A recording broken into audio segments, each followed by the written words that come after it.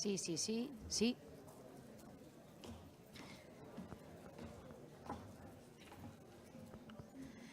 Bueno, pues ya estamos aquí de vuelta del cafecito. Yo creo que me lo tomé tan de relajación que casi pensé que no llegaba.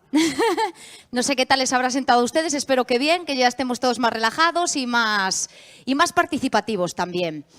Bueno, ¿qué les iba a decir? Hablando de participación, a los que nos estáis viendo desde casa, sabéis que podéis participar, que lo podéis hacer bien dejando comentarios en los vídeos que estamos poniendo, bueno, en la retransmisión, que no es un vídeo, en el directo que estamos haciendo, en streaming, a través de la página de la asociación, o bien podéis dejar vuestras preguntas también con el hashtag Jornadas Parkinson Galicia. Así que queremos que además de estar viéndonos desde el sofá, desde la cama, haciendo la comida, bueno, en vuestra cotidianeidad, participéis, ¿vale? Aquí también en directo. Entonces os esperamos con vuestros comentarios y con vuestras dudas o con vuestras preguntas o con lo que queráis decir. Mis compañeras me pasarán las preguntas que hagáis a través de las redes sociales y nada, participáis como uno más aquí en sala. Bueno, y para los que estamos aquí, vamos a continuar con el calendario previsto, con las jornadas, y lo vamos a hacer ahora con una ponencia que va a hablar del IFU, que son ultrasonidos, me dicen aquí, que es cómo aplicarlo y los beneficios. Y vamos a contar para ello con un especialista, con el doctor Raúl Martínez Fernández, que ya está por aquí. Le vamos a dar un aplauso. Él es neurólogo en la Unidad de Trastornos del Movimiento del Centro Integral en Neurociencias, HM-CINAC de Madrid. Todo tuyo, gracias. Raúl. Bueno, hola, buenos días. En primer lugar, por supuesto, agradecer a las asociaciones la invitación, a felicitarlos también y agradecer especialmente a Diego Santos por haberme invitado y por su presentación, que hasta me ha emocionado un poquito, y sobre todo viniendo de alguien que es tan activo y que realmente está haciendo tantas cosas para la enfermedad de Parkinson y para los enfermos. Entonces, yo hoy les voy a hablar del ultrasonido. Quiero saber de ustedes, antes del día de hoy, ¿quién había oído hablar de esto del IFU, del ultrasonido? Que levante la mano. Bueno, unos cuantos. ¿Por qué lo digo? Porque los que estamos en este mundillo sabemos que esto ha generado mucha expectación, y mucha expectación a veces lleva a malinterpretaciones. Entonces, yo lo que quiero hoy aquí es darles una visión realista de en qué momento está esto del IFU, pero una visión entusiasta también, porque los que estamos en esto tenemos mucho entusiasmo con el potencial de esta nueva herramienta. Entonces, para comenzar, me voy a presentar primero. Ya les he dicho, soy neurólogo, yo soy nacido en Barcelona, aunque toda mi familia es gallega, o sea que aquí me siento bastante como en casa. Hice la residencia en Cataluña, en Gerona, y me quedé ahí un tiempo haciendo de neurólogo general, hasta que me fui a Londres a hacer una estadía de 6 meses en el centro en el hospital de Queen Square y en el departamento de estimulación cerebral profunda, de cirugía para el Parkinson. Me volví a mi ciudad y posteriormente, un poquito con ganas de crecer, avanzar y hacer carrera académica, me fui a Francia, a Grenoble, que es donde nació la estimulación cerebral profunda. Estuve ahí 2 años trabajando en ello y formándome. Ahora, a día de hoy, desde hace 4 años, estoy en el CINAC, en Madrid, que es este centro que ven aquí. Y en el CINAC somos un equipo multidisciplinar formado por neurólogos, neurofisiólogos, biólogos, ingenieros, físicos, neuropsicólogos y neurocirujanos, con un objetivo primordial, que es parar la enfermedad de Parkinson. Y en eso estamos. Esta día, pues, un poco también para mostrar que a día de hoy la gente que empezamos o que estamos en neurología somos gente que nos hemos movido, que tenemos colaboraciones. Nuestra generación es una generación bastante preparada y que es muy activa a nivel de colaborar, pues, con objetivos como este, ¿de acuerdo? Entonces, ¿qué es el IFU? Como concepto, el IFU lo que es esto. Se trataría de un transductor de ultrasonidos, que es este de aquí, que está acoplado a una resonancia magnética. Este transductor es como un casco, y en este casco hay 1000 haces de ultrasonidos, ¿de acuerdo? Mediante la confluencia de estos haces en un punto del cerebro, podemos hacer una pequeña quemadura, que ahora les explicaré para qué sirve hacer esta pequeña quemadura.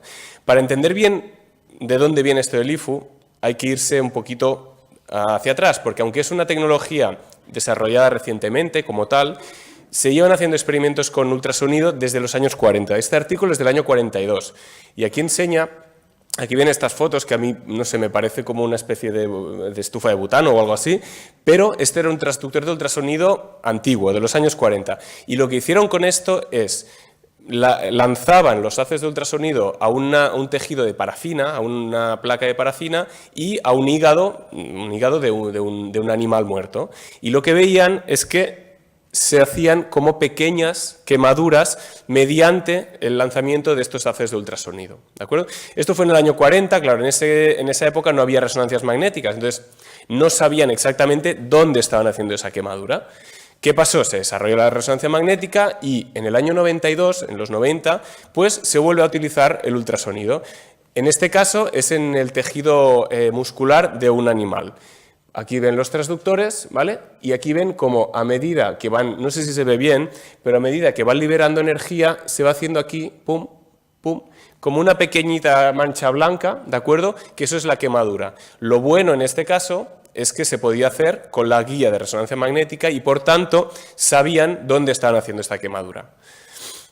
A partir de ahí, pues se sigue desarrollando el avance tecnológico de las últimas décadas, de los últimos años, y el IFU, o el ultrasonido, se aplica para bastantes indicaciones. De hecho, se está aplicando en miomas uterinos, en neos de mama, en próstata y en metástasis óseas, con la misma idea. Confluimos todos esos haces en un punto y quemamos, en este caso, estos tumores. ¿De acuerdo? ¿Se ha entendido? ¿Verdad? Vale. Entonces dirán, bueno, ¿y esto qué tiene que ver con el cerebro? Porque aquí hemos venido a hablar de la enfermedad de Parkinson. Pues para entender qué tiene que ver con el cerebro, nos tenemos que volver atrás en el tiempo otra vez y observar esto. Estas fotos son de los años 50. A partir de los años 50 aproximadamente, se empezó a saber que hacer lesiones en algunos puntos del cerebro mejoraba algunos síntomas como el temblor, como la rigidez, o como pues, la lentitud en la enfermedad de Parkinson. ¿Y por qué sucede esto? Pues sucede porque sabemos que en esos puntos del cerebro, y debido a la enfermedad, hay una actividad que es anormal, hay una actividad neuronal que es mala, que no nos va bien, y que está provocando algunos de los síntomas. Entonces, la idea es que quemas esa área, anulas esa actividad normal y mediante la anulación de esa actividad normal mejoran los síntomas. Por eso esto se empezó a hacer desde los años 50. En ese momento no existía el IFU como tal y lo que se hacía era bajar un electrodo, aquí ven la trayectoria, ¿de acuerdo? Llegar hasta el núcleo este que queríamos quemar con actividad normal y se hacía la quemadura, que aquí se ve una pequeña quemadura en un cerebro de un paciente pues, posteriormente fallecido, ¿de acuerdo? Y esa es la idea. Cogimos la idea de la neurocirugía funcional clásica que hacían lesiones para mejorar esos síntomas. De hecho, se intentó hacer con IFU en los años 50 también. Este es uno de los pioneros, un señor americano en Illinois, que empezó a utilizar el ultrasonido con la idea de hacer estas lesiones. ¿Cuál era el problema en los años 50? Uno, el que ya hemos dicho, que no había resonancia magnética, por tanto, no sabíamos dónde estábamos quemando. Y el segundo es que la mayoría de la energía que transmitían los ultrasonidos, como claro, en el cuerpo no tenemos huesos que cubran todo el cuerpo, pero en la cabeza tenemos el cráneo para proteger al cerebro. Entonces, la mayoría de energía se quedaba en el cráneo. Al quedarse la mayoría de energía ahí, no llegaba suficiente energía dentro del cerebro para hacer la quemadura. Con lo que, en este caso, lo que se tenía que hacer es una craneotomía, abrir el cráneo, poner aquí la antena o el transductor y hacer la lesión. Por lo tanto, en el fondo, tampoco ganábamos mucho en términos de seguridad porque al final era un acto quirúrgico. Como decía, este tipo de intervenciones, ¿de acuerdo? Se dejaron de hacer, o sea, empezaron en los años 50 y fueron disminuyendo en número porque, en primer lugar, como ha comentado la doctora Yáñez, porque se descubrió la levodopa. A finales de los 50, la levodopa sale, es el primer tratamiento realmente eficaz para la enfermedad de Parkinson. Entonces, este tipo de intervenciones, que al final era una intervención quirúrgica, se abandonan un poco.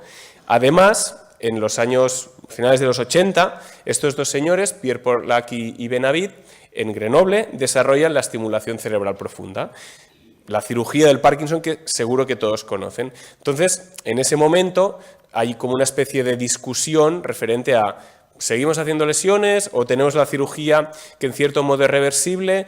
Y las lesiones, por varias razones, se se dejan o se abandonan prácticamente en su totalidad, porque se impone la estimulación cerebral profunda. No es que la estimulación sea más eficaz, a nivel de eficacia, de beneficio, es equivalente, pero la estimulación, pues como saben, es reversible, uno se puede quitar los electrodos, y además es adaptable. En el tiempo tú puedes controlar los parámetros y subir o bajar en función de la necesidad del paciente. No deja de ser un acto quirúrgico. ¿Qué pasa? Pues ahora tenemos el IFU, que el IFU te permite hacer lesiones sin necesidad de cirugía. Por lo tanto, creemos, o al menos en la comunidad médica que estamos implicados en esto, creemos que es una discusión que tenemos que reabrir, un debate que tenemos que volver a plantearnos. ¿Por qué? Pues porque, como decía, el IFU es un transductor guiado por resonancia magnética que nos permite hacer termoablaciones dentro del cerebro sin la necesidad de cirugía y, por tanto, con menos riesgos o con menos potenciales complicaciones. No hay ninguna complicación asociada a cirugía, porque no hay cirugía, ¿vale? Voy a explicar un poquito, si me puedes poner el vídeo de la izquierda, por favor. Voy a explicar un poquito en qué consiste. Pues viene el paciente a la SS, vale. Entra el paciente, lo bajamos a la resonancia magnética, este es un paciente con temblor esencial.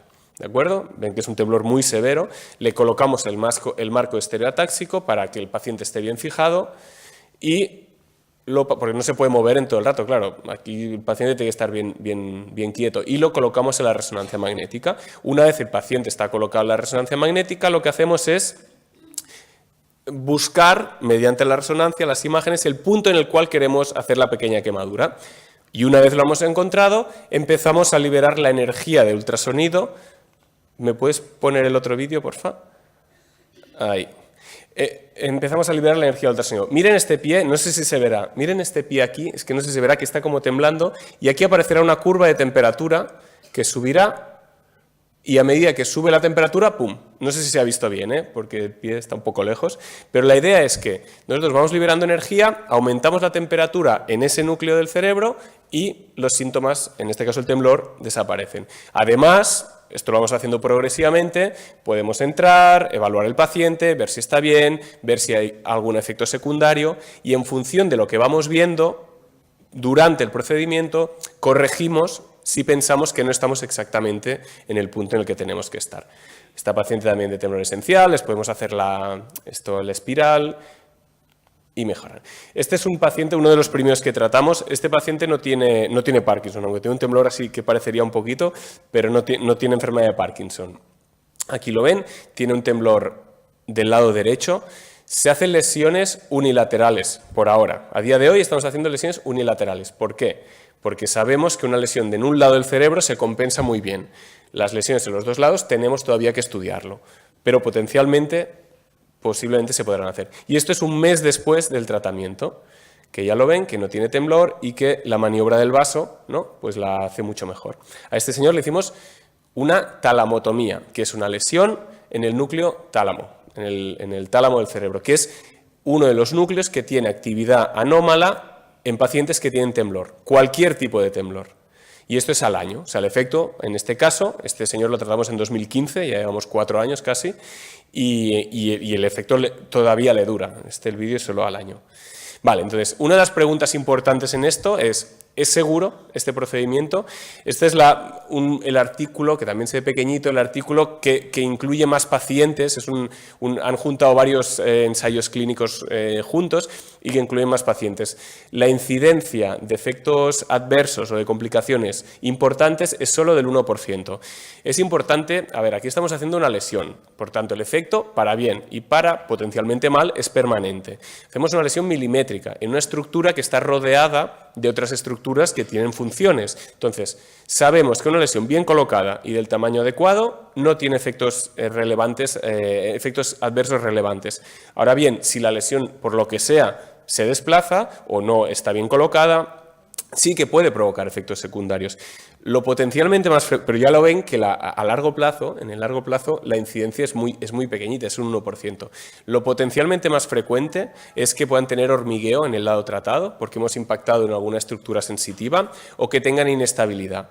En nuestra experiencia, yo les diría que inestabilidad un 1% en el largo plazo y hormigueos un 2-3%. Nosotros hemos tratado 120 y pico pacientes y solo uno tiene un poquito de inestabilidad, tenía mucho temblor y 3 o 4 tienen algo de hormigueo, ¿de acuerdo? Entonces, hay potenciales efectos adversos, pero la incidencia es baja. Y otra pregunta importante, ¿cuánto dura el efecto? Claro, pues si me lo van a hacer, si me va a quitar, claro, no tenemos suficiente tiempo de evolución todavía para saberlo, pero este estudio reciente muestra pacientes a 4 años de seguimiento, es decir, 4 años después de hacerse el IFU. Y esta es una escala que utilizamos para ver el temblor y la discapacidad asociada al temblor. Y como ven, hay una reducción inmediata al mes, creo que es esto, que se mantiene hasta los 4 años. Tenemos evidencia al menos hasta 4 años. Lo que creemos y sabemos por las lesiones que se hacían antiguamente es que el efecto en realidad es permanente, ¿de acuerdo? Pero la evidencia actual es a 4 años. Ya tendremos más adelante más evidencia. A nosotros también, a nivel de efectos adversos, nos importa mucho lo cognitivo. El otro día un paciente me decía, claro, me van a hacer un agujero en el cerebro, yo no me quiero quedar tonto, me decía esto literalmente. Entonces, nosotros lo que hemos hecho es evaluar aspectos neuropsicológicos, de memoria, de comportamiento, etc. Este es un estudio que nos han publicado, hace nada, el mes pasado, y que lo que vemos es que no hay ningún cambio. Hacer una lesión unilateral en el tálamo no provoca ningún efecto adverso a nivel cognitivo o a nivel comportamental, ¿de acuerdo? Y esto es importante saberlo. ¿Y por qué? Pues en parte porque las lesiones son muy pequeñitas. Esto es la lesión a las 24 horas. La ven aquí, esto aquí y esto de aquí. Y aquí tenemos la lesión a los 6 meses, que prácticamente ni se ve. De hecho, no sé si se ve. Aquí, esto de aquí es la lesión. Entonces queda una lesión muy pequeñita y si está en el sitio donde tiene que estar, que generalmente es así, no daría efectos secundarios de relevancia. Vale, entonces, ahora no me tira, eso. Pero bueno, esto es el IFU en el contexto del temblor, pero aquí hemos dicho que veníamos a hablar de la enfermedad de Parkinson y nuestro lema es para la enfermedad de Parkinson. ¿Qué pasa con la enfermedad de Parkinson? La primera señora que tratamos con el IFU y que le hicimos una talamotomía para este temblor, que era unilateral, por tanto, con un lado que le tratáramos sería suficiente. Aquí la ven 24 horas antes del tratamiento y ahora la verán 24 horas después, que ya no tiene temblor. Hay varios estudios, este es el más importante, que demuestran que una talamotomía por IFU mejora el temblor de la enfermedad de Parkinson respecto a un grupo placebo, ¿de acuerdo? Este es el más importante y esto es 6 meses después del tratamiento y de hecho en este caso, en esta paciente el efecto también, hace 4 años que la tratamos y el efecto todavía se mantiene y ella no tuvo efectos secundarios relevantes en el largo plazo. Sí que tuvo inestabilidad al principio, que esto es muy típico, pero al cabo de pocas semanas se le quitó, ¿de acuerdo? Y aquí la ven que está bastante bien. Entonces, ¿qué podemos decir respecto a la talamotomía por IFU para el temblor? Pues que es un tratamiento que funciona y que de hecho está aprobado. O sea, la FDA, digamos que es la Food and Drug Administration americana, que es la entidad reguladora de tratamientos en Estados Unidos, ha aprobado tanto para el temblor esencial como recientemente para el temblor de la enfermedad de Parkinson que el IFU se puede aplicar. Ya es una indicación, ¿de acuerdo? Pero ¿qué pasa? En la enfermedad de Parkinson no solo tenemos temblor, sino que también tenemos, como ya saben, rigidez y lentitud. Entonces, sabemos que haciendo la lesión en el tálamo mejoramos el temblor, pero las otras, teóricamente, no mejoran, la rigidez y la lentitud. Estamos hablando de síntomas motores, ¿eh? Entonces, del tálamo nos tenemos que ir a otros núcleos. Y esta diapositiva es un poco friki, pero así también no se lo van a olvidar. Nos tenemos que ir del tálamo a otras 2 estructuras. El globo pálido o el núcleo subtalámico, ¿de acuerdo? ¿Por qué sabemos que con esta afectando o impactando en estas 2 estructuras mejora los otros síntomas? Pues porque se ha hecho anteriormente, se ha hecho con cirugía en los años, en los años 90. Se han hecho lo que se llamaría una palidotomía, que es lesionar el pálido y mejoraba tanto el temblor como la rigidez y también las complicaciones motoras, las discinesias, etc. Y también se han hecho subtalamotomías, es decir, lesiones del núcleo subtalámico y también se ha visto que mejoraban. ¿Por qué mejora esto? Ya lo he dicho antes, porque en estos núcleos hay una actividad normal que está detrás de los síntomas. Si lesionamos el núcleo, esa actividad cede y mejora los síntomas. ¿vale? Entonces, nosotros, como teníamos el IFU y como sabíamos esto, en el año 2016 nos planteamos, la subtalamotomía por IFU, primero, ¿es posible? ¿Se puede hacer? Segundo, ¿es segura y es eficaz? Importante. ¿Es mejor que el tratamiento médico? Y una cosa muy importante, cambia la progresión de la enfermedad, porque ahora el objetivo que tenemos en enfermedad de Parkinson, la gente que nos dedicamos, es a cambiar el curso evolutivo de la enfermedad. Pues, ¿qué hicimos? Si me puedes poner el vídeo, por favor. Tratamos a 10 pacientes con una subtalamotomía también unilateral. Este es uno de ellos. Este es un chico de 43 años que llevaba poco tiempo de evolución, pero no podía tomar fármacos porque se ponía, ya lo saben, se ponía muy impulsivo. Entonces, era muy unilateral. Este ha salido alguna vez por la tele y tal, no sé si alguien igual lo ha visto. Como lo ven, era del lado derecho y el lado izquierdo estaba muy preservado. Este chico trabajaba en el Corte Inglés, era relojero y, claro, le habían apartado de su trabajo o se había apartado él, vamos, porque no podía ejercerlo. Esto es antes de hacerle el tratamiento. Y ahora lo veremos a los 3 meses. Esto es 3 meses después. Si bajas para que no se vea la rayita esta, bueno, ya se ve que no tiembla. Eso es. Gracias. Uy, se ha parado. Ah, no. No, se ha parado, no, es que no temblaba. Aquí se va un poquito la mano, pero esto es sin medicación. En los 2 vídeos estaba el paciente sin ninguna medicación. Y ven que no hay solo mejoría del temblor, sino que también hay una mejoría en los movimientos y en la rigidez que no se puede ver en el vídeo. Pasamos a la otra paciente, por favor, el otro vídeo. Simplemente pues, por ver un perfil distinto. Esta señora es algo más mayor, tiene 70 años, un poquito más de evolución de la enfermedad. No es tan asimétrica, pero sigue siendo asimétrica porque tiembla en el lado derecho, porque los movimientos, las cinesias, están más afectadas en el lado derecho. Ahí lo ven cómo tiembla, ¿de acuerdo? Y esta señora estaba tomando casi 1 gramo de levodopa al día, ¿de acuerdo? O sea, estaba en tratamiento, no grandes dosis, pero moderadas. Aquí vemos que también, claro, la afectación no solo es en el brazo, también es en la pierna. Y aquí la vemos antes de hacerle el tratamiento. Y ahora la veremos a los 6 meses, también sin medicación. Pues ya ven que para empezar no tiembla y cuando haga los movimientos, pues ha mejorado. Esta es parecida al chico de antes, pero el perfil de la paciente es distinto. Estos pacientes, y ahora lo comentaré, tuvieron efectos secundarios que fueron transitorios. Y ahora comentaré por qué los efectos secundarios mayormente son transitorios. Bueno, voy a seguir avanzando porque si no, tenemos varios vídeos más. Vale, esta es la publicación que salió de estos 10 pacientes que tratamos, que salió en Lancet Neurology, que es la revista de neurología más importante del mundo probablemente, y ahí mostrábamos mostramos una seguridad y eficacia preliminares porque son 10 pacientes con un seguimiento abierto, o sea, nosotros sabíamos que los habíamos tratado, de la subtalamotomía unilateral por IFU para tratar no solo temblor, sino también las otras manifestaciones motoras. Esto es el conjunto de los pacientes, esto es el score, la puntuación de la escala UPDRS, que es lo que cuando van a la consulta el neurólogo les hace así todo esto y va sumando, va escribiendo en un papelito, pues esto es la suma.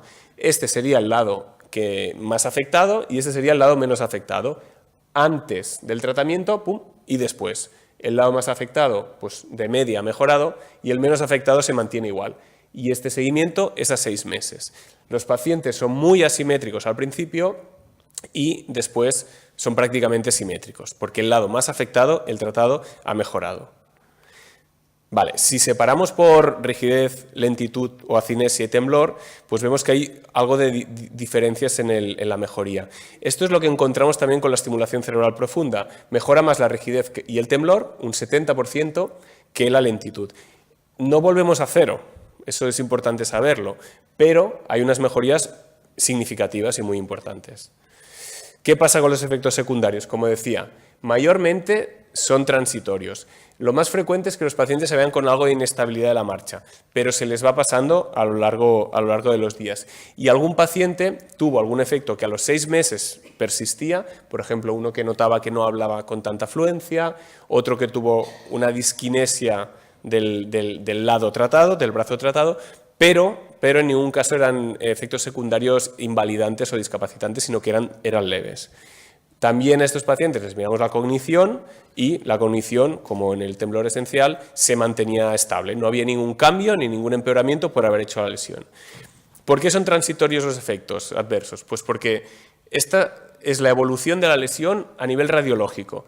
¿Qué vemos aquí? Que al día siguiente del tratamiento tenemos aquí la lesión y hay mucho edema alrededor, hay mucha inflamación ahí, ¿vale? Porque acabamos de hacer la lesión. A medida que pasa el tiempo, 1 mes, 3 meses, vemos que al final se queda en una cosita muy pequeñita. Si esta lesión pequeñita está bien localizada, solo afecta a la estructura que queremos que afecte, que es al núcleo subtalámico, y no afecta a las estructuras alrededor y, por tanto, no hay efectos secundarios permanentes. Que, insisto, potencialmente puede haberlos, pero en general no los encontramos, ¿vale? Les preguntamos a los pacientes, este tipo de escalas se están usando cada vez más, ¿vale? Porque al final nosotros les hacemos esta valoración, pero esto es una cosa del neurólogo y bueno, también hay su subjetividad y tal. Pero al paciente le preguntamos, ¿usted cómo se encuentra o cómo se encuentra ahora respecto a antes del tratamiento? Pues de los 10 pacientes, 1 nos dijo que estaba igual, que sentía que no había mejorado. A nosotros, al neurólogo, le parecía que había mejorado un poquito. Otro paciente nos dijo pues, que le parecía que había mejorado un poquito con el tratamiento, pero a nosotros nuestra impresión es que había mejorado, nosotros siempre evaluamos un poco más, ¿no? que había mejorado bastante. En 4 pacientes coincidimos en que la mejoría con ellos, en que habían mejorado bastante. Y los 4 otros pacientes nos dijeron que estaban mucho mejor. Por lo tanto, a nivel subjetivo del paciente a los 6 meses, un 80% de los pacientes dijeron que estaban o bastante mejor o mucho mejor. Y este tipo de escalas son importantes porque al final es lo que siente el paciente. ¿Cuánto dura el efecto? Esto es importante. Pues no sé, si me das al vídeo, porfa. Este es un paciente que tratamos hace 3 años. El primero que tratamos, de hecho. No sé si el vídeo... Sí, vale. Recuerden que tratamos el lado más afectado. A ver si alguien me sabe decir qué lado del cuerpo le tratamos a este paciente. O sea, su izquierdo. ¿Por qué? Porque tiembla, o sea, era el lado más afectado. Vale. Sí, el izquierdo está un poquito peor aquí, eso es verdad. ¿Vale? Tanto a nivel temblaba un poquito, la pierna derecha le tiembla un poquito, si lo ven aquí. Y los movimientos, ¿verdad?, están un poquito peor en el lado izquierdo. Un poquito, parece que las cinesias las hacen un poquito peor. La rigidez también, digo, que está un poquito peor en el lado izquierdo. Bueno, pues vamos a ver al paciente antes del tratamiento. Si me pones el vídeo, porfa. Ese. Le tratamos el derecho. Tenía el lado derecho, como ahora verán, a nivel de temblor y a nivel de movimientos, mucho más afectado que el izquierdo. Y esto es 3 años antes. Por lo tanto, yo esto me lo imagino, y es lo que intento a veces explicar a los pacientes, como ¿cuánto dura el efecto? El efecto, si está bien hecho, es permanente, pero hay que imaginarse, en el contexto de una enfermedad neurodegenerativa como el Parkinson, que uno está en una habitación que se está llenando de agua, ¿vale? Lo cogemos cuando el agua le llega por la cintura y vaciamos el agua hasta los tobillos, pero sigue entrando agua. Entonces, al cabo de unos años, como sigue entrando agua, a lo mejor el agua le llega a las rodillas, pero si no le hubiéramos quitado ese agua, a lo mejor le llegaría hasta el cuello. No sé si se ha entendido el paralelismo, ¿no? Entonces, lo que hacemos es ganarle años a la enfermedad. Quitar los síntomas, la enfermedad seguirá progresando. No sabemos si progresa a la misma velocidad. No sabemos si el hecho de impactar en esta actividad normal puede lentecer el curso. Eso todavía no lo sabemos. Pero potencialmente, de hecho, la estimulación cerebral profunda se está planteando como un posible tratamiento que enlentece la enfermedad. Y el mecanismo es parecido, también anula esa actividad anómala. Entonces, no sabemos si impactando en estos pacientes pronto podríamos cambiar ese curso. Esto es simplemente pues, la escala de antes, pero en el global de los pacientes al cabo de 24 o 30 meses, entre 2 y 3 años. Vemos que respecto al principio ha aumentado un poquito, pero se mantienen mejor que antes del tratamiento. El lado no tratado también ha aumentado un poquito, pues porque la enfermedad ha progresado. Vale, entonces, a día de hoy, en enero, que fue cuando publicamos esto, dijimos, la subtalamotomía es posible, la podemos hacer. ¿Es segura y eficaz? Bueno, hemos aportado algo de evidencia preliminar. ¿Mejor que el tratamiento médico? No lo sabemos, no diseñamos el estudio para demostrar eso. y cambia la progresión, lo que estábamos hablando, pues tampoco lo sabemos y esto es más complejo y necesitará probablemente algo más de tiempo para demostrarlo. Les decía antes que había el subtálamo y el pálido. Este es un grupo de Japón, unos japoneses, que al cabo de que esto lo publicaron hace muy poquito y que después de nosotros se preguntaron si el pálido también mejoraba por IFU, se podía hacer, y también mejoraba los síntomas. Vieron que sí, que había una mejoría de un 30%, que es algo menor que haciendo una lesión en el núcleo subtalámico, que esto ya lo sabemos, ya lo sabíamos, y que lo que sí que mejoraba bastante son el tema de las discinesias y fluctuaciones. Con una lesión en el pálido mejoran sobre todo este tipo de síntomas. Y ellos vieron que, bueno, que de efectos adversos, un paciente tuvo una hemiparesia, o sea, se paralizó de manera transitoria, pues eso, por afectación de las estructuras vecinas, y bueno, les costó un poquito llegar a aumentar la temperatura en 2 pacientes. Esto es por la localización, es una cosa técnica, pero por la localización del pálido es más difícil poder hacer una lesión adecuada, ¿de acuerdo? Simplemente para que lo sepan. Entonces, ¿cuál sería el paciente ideal? Que esto yo creo que a nivel práctico es importante. Este tratamiento no está aprobado. No, la FDA no lo ha aprobado todavía, tenemos evidencia preliminar. Pero sí que podríamos decir cuál sería el tratamiento ideal, cuál sería el paciente ideal. Tendría que ser un paciente pues, moderado, que tome entre 500 y 1000 miligramos de levodopa al día. Que la clínica sea asimétrica, porque a día de hoy, pero esto va a cambiar, hacemos solo lesiones en un lado. Que el lado no tratado esté bastante aceptablemente bien, porque si le mejoramos un lado, pero el otro le queda mal, tampoco ganamos mucho. Que no esté del todo bien controlado con la medicación, ¿vale? Pues si está bien con medicación, a lo mejor tampoco a día de hoy tenemos que ir a un tratamiento de este tipo, pero que no tenga grandes fluctuaciones. ¿Por qué? Porque si es el típico paciente que responde a la levodopa, pero fluctúa mucho, clínica bilateral, a día de hoy este paciente es de cirugía claramente, que es un tratamiento muy eficaz. Que lleve menos años, no lleve muchos años de evolución, porque cualquier tratamiento es mejor cuando se aplica en fases más tempranas y realmente no hay un límite de edad. Se puede hacer a cualquier edad, pero idealmente sería menor de 75. Pero no hay límite de edad. Esto es especulativo, ¿eh? No hay una indicación que hayamos definido porque todavía no lo sabemos. Entonces, ¿ahora qué? ¿En qué estamos ahora? Pues ya les he dicho, tratamos a 10 pacientes hace 3 años y ahora lo que queremos es aumentar el nivel de evidencia. De hecho, estamos a punto de terminar un ensayo clínico que tiene este diseño. Cogemos a 40 pacientes con enfermedad de Parkinson asimétrica. Los separamos de manera aleatoria a 2 grupos. De estos 40, 13 pasan por la máquina, les hacemos como que les estamos haciendo el tratamiento, pero no lo hacemos. Esto lo firman, esto lo aceptan. Y a los otros 27 los tratamos realmente. El paciente no sabe si se ha tratado o no, ¿vale? Los seguimos 4 meses y a los 4 meses los evalúa un neurólogo o neuróloga que no sabe tampoco si el paciente ha sido tratado. ¿Qué queremos ver? Si con este desconocimiento respecto a si han sido tratados o no por parte del paciente y por parte del neurólogo, por tanto, sin el efecto placebo, hay una diferencia entre el grupo que está tratado o no está tratado. Y con eso aumentamos la evidencia también porque además es un número de pacientes más elevado. Y bueno, estos pacientes los seguiremos y si demostramos o se demuestra que esto funciona, evidentemente a los que no hemos tratado pues se les tratará porque no los vas a dejar así. ¿Y en qué punto estamos? Bueno, estos pacientes, ya les digo, hemos incluido de los 40 a 38, nos quedan solo 2 por incluir.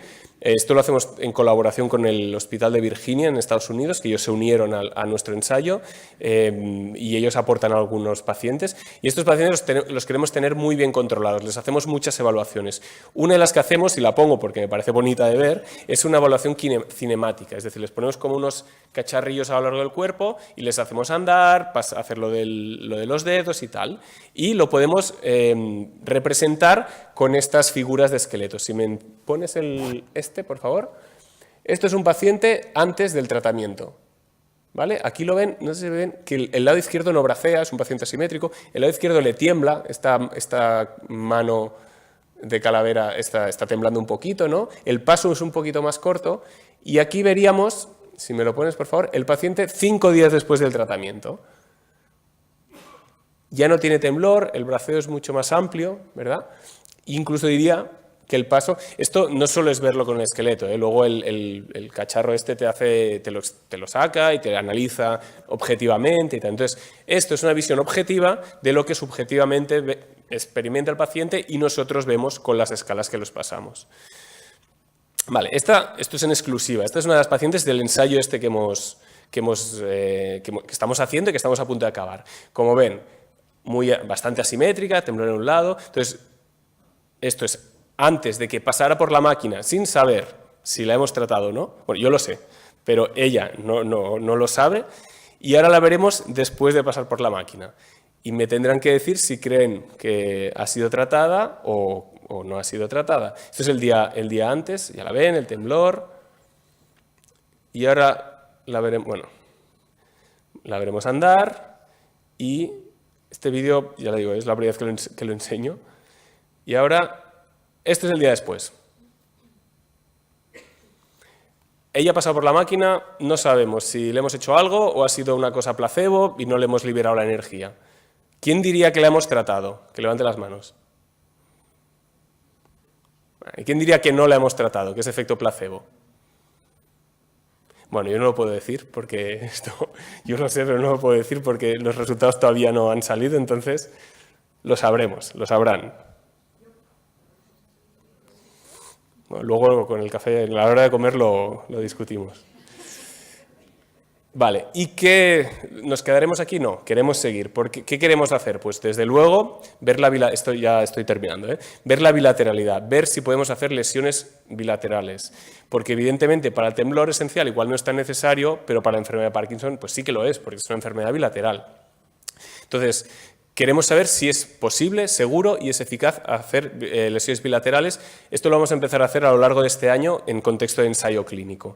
Como decía, una lesión unilateral se compensa muy bien, una lesión bilateral no lo sabemos tanto. Se hizo en su día y aparentemente se pueden hacer, pero queremos demostrarlo.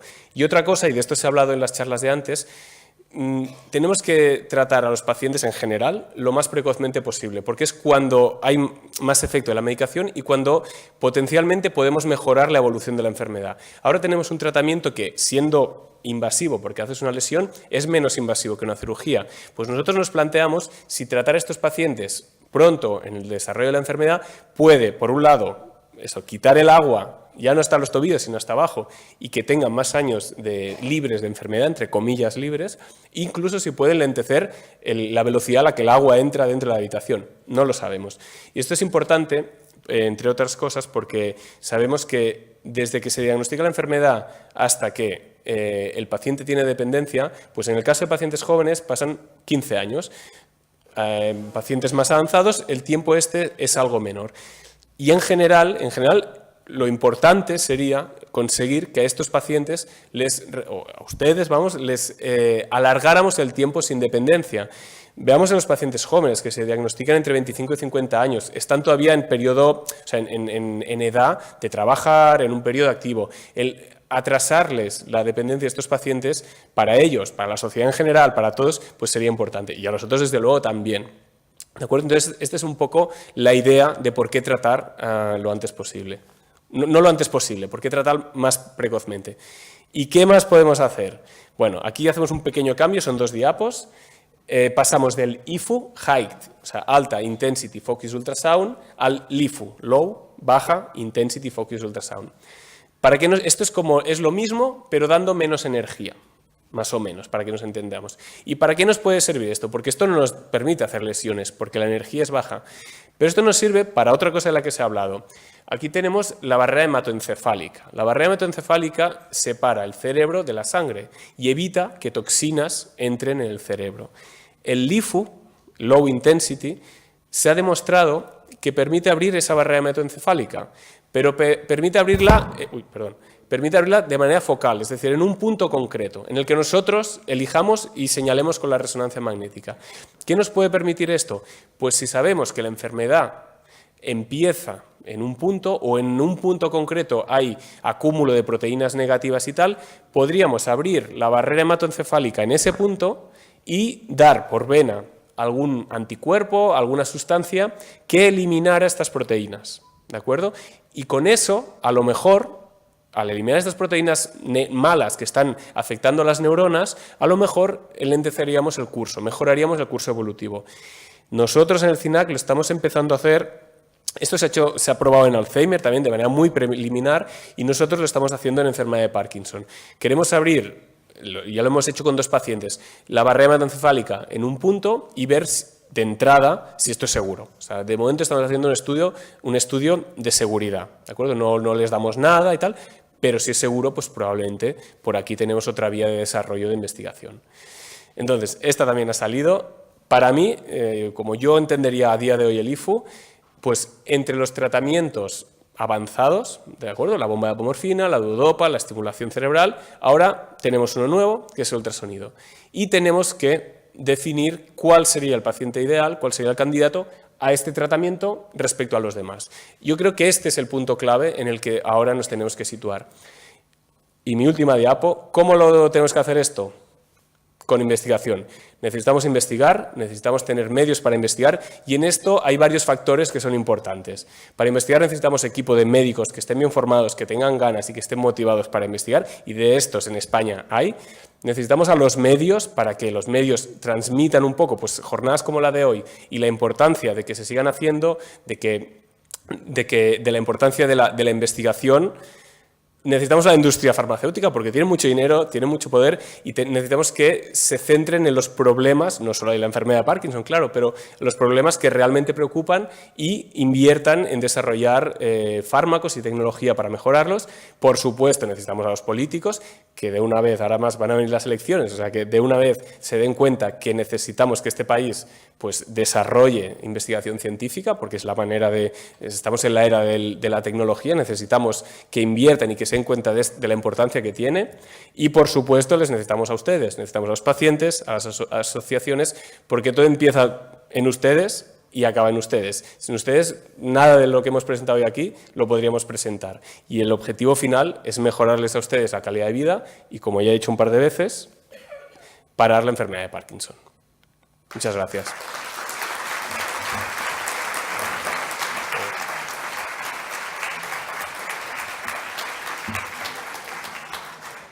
Bueno, pues nada, muchísimas gracias, Nada. Raúl. Madre mía, no te vayas, no te vayas porque a lo mejor quiere hacerte alguien una pregunta. Vale. Yo lo que quería decir en Sí. primer lugar es que, o sea, Raúl presidente, o sea, yo de No, verdad en política no me meto, en política no, no me pero meto. se nota, a ver, se nota que eres joven, se nota la implicación, se nota tu motivación, se nota tu ilusión por tu trabajo, se nota que estáis aplicando esta nueva técnica, que tienes muchas esperanzas y todo está en el stop al Parkinson, ¿no? Lo que decías. Y yo desde mi punto de vista, aunque no soy paciente ni familiar de paciente, pero estoy aquí formando parte de esta gran familia, lo que me gustaría preguntar es para cuándo, dónde, cómo se puede hacer, o sea, muchísimas preguntas que tenemos porque la verdad que un futurible muy apetecible para los enfermos. Y nada, que espero que se convierta en eso, en el stop al Parkinson, pues si no definitivo, por lo menos en uno de ellos. Muchísimas gracias por tu implicación y nada, yo les doy paso a ustedes, que no sé si están tan interesados como yo en el tema. Yo quiero decir una cosa, que también se nota el equipo porque yo vengo aquí a presentar esto y soy la cara visible, pero que detrás de esto, todas estas personas que ven ahí, es un equipo que está centrado en esto y excepcional, de biólogos, ingenieros, neurólogos. O sea que yo también me gustaría, aunque yo lo represento, hablar del equipo que sin ellos es que es fundamental trabajar Mira, en equipo. y antes de las preguntas les vamos a dar un aplauso porque es mucha gente la que participa con él. Gracias. Sí, señor. Bueno, ya tengo aquí preguntas. A ver, yo tengo temblor esencial y ya sabía lo que era el IFU y pienso ir a hacérmelo. Bueno, al pues la tratamiento esperamos. a Madrid. Pues venga y si quiere ya la veré yo en consulta. Y ya hablé con Sí. el doctor Santos Ah, muy bien. y me dijo que, bueno, que posiblemente era una candidata buena. Si lo dice el doctor Santos, yo me fiaría, estaría de Sí, acuerdo. yo también me fío. No, pues venga y, hombre, le explicaremos un poquito mejor, sí, en una Vale, consulta pues cómo va esto. pienso ir a hacérmelo. Vale. Gracias. Nada, usted. Bueno, pues no sé si hay alguna más pregunta. Sí, por ahí primero, luego vamos por ahí. Vale. Hola, buenos días. Soy Eladio Santalla y soy laico en la materia, por lo tanto quisiera que me pregunte, mire, ¿qué pasa con las células sanas que atraviesa la radiación al llegar al foco que queremos quemar? ¿Sufren alguna alteración? No sé si me ha entendido, pero disculpe la ignorancia. No, es una buena pregunta, claro. Muchas gracias. A ver, el tema es un poco lo que decía. Si hacemos la lesión en el punto en el que sabemos que están las células que tienen la actividad y no sanas, o sea, enfermas, con eso sabemos que no pasa nada. Ahora bien, determinar ese punto exactamente no es tan fácil, ¿no? Entonces, si nos vamos a células sanas que tienen funciones, como le decía, la movilidad, el equilibrio y tal, y las dañamos, ¿de acuerdo?, podemos tener un efecto secundario, porque estamos interfiriendo en la función de estas células sanas. ¿Qué pasa? Sabemos bien que al final la lesión queda tan pequeñita que no suele afectar a esas células. Y además, en el caso que afecte parcialmente a esas células, el cerebro, con una lesión de un lado, tiene mucho mecanismo de compensación y un síntoma que puede tener al principio, el cerebro como que va haciendo neuroplasticidad y va trabajando para que esa inestabilidad que vemos al principio pues no se manifieste en el medio plazo, que al fin y al cabo es lo importante. Casi todos los pacientes, casi todos, se van inestables, pero esa es la inflamación que luego desaparece, ¿de acuerdo? Eso no quiere decir que el riesgo sea cero, ¿eh? O sea, algo de riesgo hay, evidentemente, pero en realidad, como la lesión queda tan pequeñita, normalmente solo afecta a eso, a las neuronas que no son sanas, a las enfermas, y en el caso que afecte a alguna más, queda compensado. Como idea general esto. No sé si me he explicado bien. Ah, la radiación, vale. Vale, esta es muy buena pregunta. No hay evidencia de que esto... no, porque piense que aquí el tema es que hacemos confluir los 1000 rayos en un punto, los 1000 haces en un punto. Claro, esos 1000 haces llegan así y esos haces que van a través del cerebro no provocan ningún efecto. Son 1000. Es la confluencia de estos 1000 los que tienen un efecto, no los que pasan. Probablemente, si nos ponemos a hilar muy fino, pues igual hay algún cambio transitorio en la actividad de las neuronas, tal, pero realmente a efectos prácticos no supone ningún efecto. Teníamos por aquí alguna pregunta más. Por aquí, ¿verdad?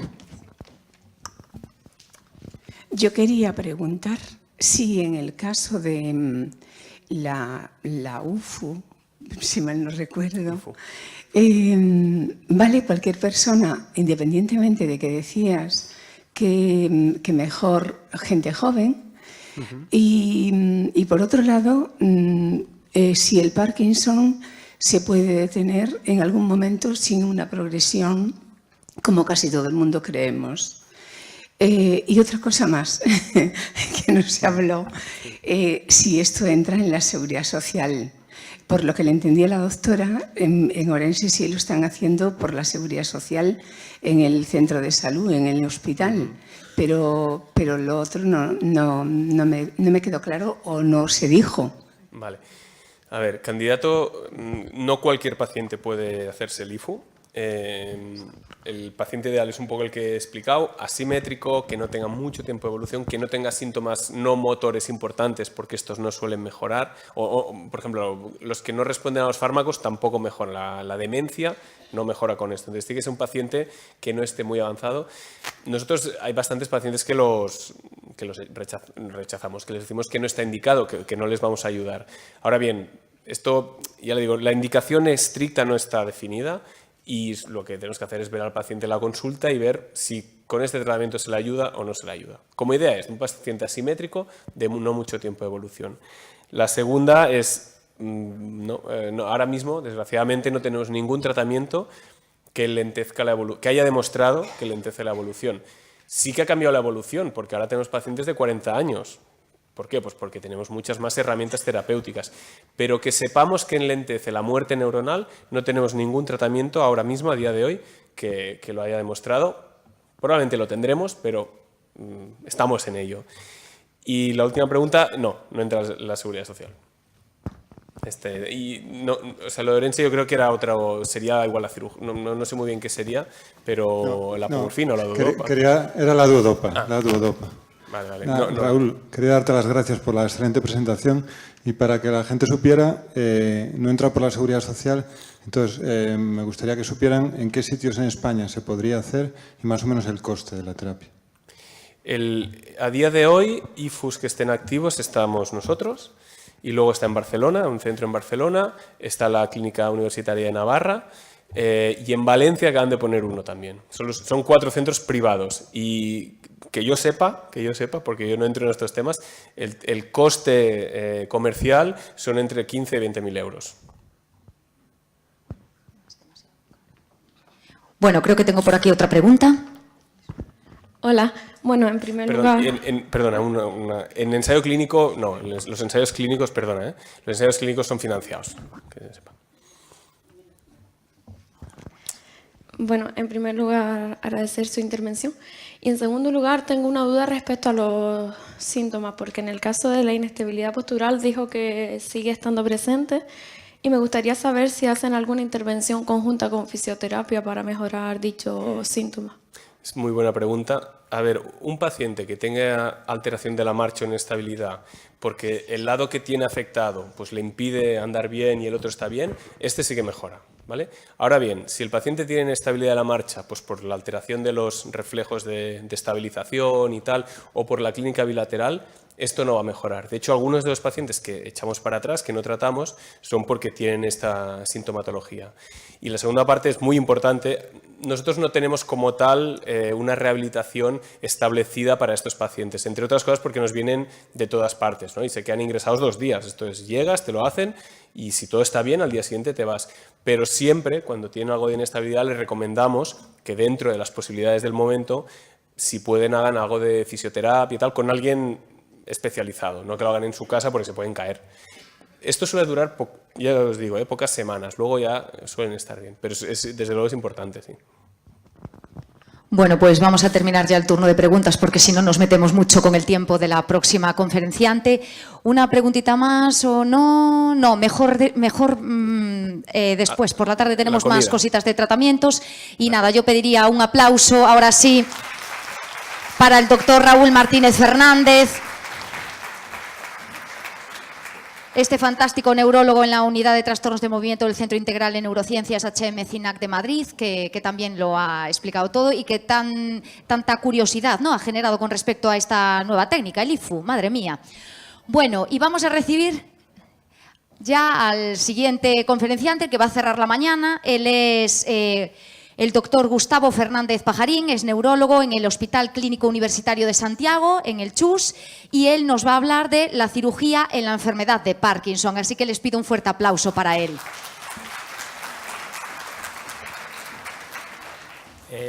Bueno, buenos días a todos. Antes de nada, daros las gracias por esta masiva presencia. También darle las gracias al doctor Santos y a la Fundación por haberme invitado a esto. A mí personalmente me encanta contar cosas a lo que me dedico, que es fundamentalmente la enfermedad de Parkinson. Me encanta a los pacientes explicárselo en la consulta y me encanta divulgar, y esto es una buena manera de hacerlo. Yo os vengo a hablar de la cirugía. Perdonad si en esta primera parte me solapo un poco con el doctor Raúl Martínez, porque bueno, en el fondo lo que buscamos en el cerebro es la misma estructura y, por tanto, digamos que lo que ha dado pie a operar a los pacientes con enfermedad de Parkinson, sea de la manera que sea, ha sido lo mismo. Un poquito de historia antes, decir que esto apareció sobre los años 30, ¿no?, en los cuales se hacían unas cirugías, digamos, como muy agresivas. Prácticamente se dejaba al paciente sin fuerza con el fin de controlar todos esos movimientos involuntarios que podían tener en uno o en el otro hemicuerpo. Pero ya por ahí, por 1951, un doctor que se llamaba Irving Cooper, de una manera fortuita, como prácticamente pasan muchas cosas en la medicina, pues ocluyó una de las arterias que van hacia esa zona que nos interesa en el cerebro, y al ver que producía esa oclusión y determinada lesión en el cerebro, que se trataba de un paciente con enfermedad de Parkinson, vio que los síntomas de la enfermedad de Parkinson cedían en el hemicuerpo contralateral de su enfermedad, ¿no? No le había producido efectos secundarios y el temblor y la rigidez la habían mejorado, ¿no? En los siguientes años este doctor siguió investigando, haciendo algún tipo de lesión, intentando optimizar esto que había hecho de manera un tanto fortuita. Y, poco a poco fue surgiendo la idea de hacerlo de una manera más dirigida, ¿no? Y ya a principios de 1900 había como 2 investigadores que habían diseñado una especie de arco, una especie de bueno, de estructura, veis ahí la foto, es la foto, la de la izquierda o la del medio, una estructura en la cual, bueno, ellos con animales intentaban hacer algún tipo de lesión fiándose de esta estructura que le permitía entrar de una manera constante a determinadas zonas del cerebro. Ellos se fiaban sobre todo de radiografía, vamos, y lo hacían pues siguiendo unas guías anatómicas, ¿no? Después, en 1940, que es cuando surge ya ese término de estereotaxia, se empezó a utilizarlo en humanos, ¿no? Y se utilizó en un caso de corea de Huntington. La corea, así de una manera simplista, es como lo contrario a la enfermedad de Parkinson. Y también los síntomas o lo que pasa en el cerebro pues está más o menos en la misma zona que en la enfermedad de Parkinson. Y ese doctor, sobre todo el primero de ellos, Leschel, pues empezó a hacer algún tipo de lesión y hay un caso documentado en el año 47, ¿no? Y ellos lo que hacían, pues fundamentalmente, siguiendo bueno, pequeños dibujos, pues iban localizando por proximidad, por distancias, iban sabiendo dónde estaban las regiones en el cerebro y producían lesiones. Sin embargo, esto, curiosamente, que como que en el 1940 ya se estaba desarrollando, posteriormente fue quedando un poco en el olvido y fundamentalmente hay una razón muy evidente, y es que en 1960 se descubre la levodopa. La levodopa es la principal sustancia en el tratamiento de la enfermedad de Parkinson. Entonces, claro, pasamos de hablar de una enfermedad que no tenía tratamiento, tenía un tratamiento muy residual, con muchos efectos secundarios, hablo de pastillas, pero las existía antes de la levodopa, a aparecer realmente un tratamiento muy eficaz y que aún sigue siendo el tratamiento más eficaz. Entonces eso hizo que esto pasase a un segundo plano. Después también hubo un acontecimiento social, de alguna manera, por aquel entonces en los hospitales psiquiátricos se hacían lobotomías, ¿no?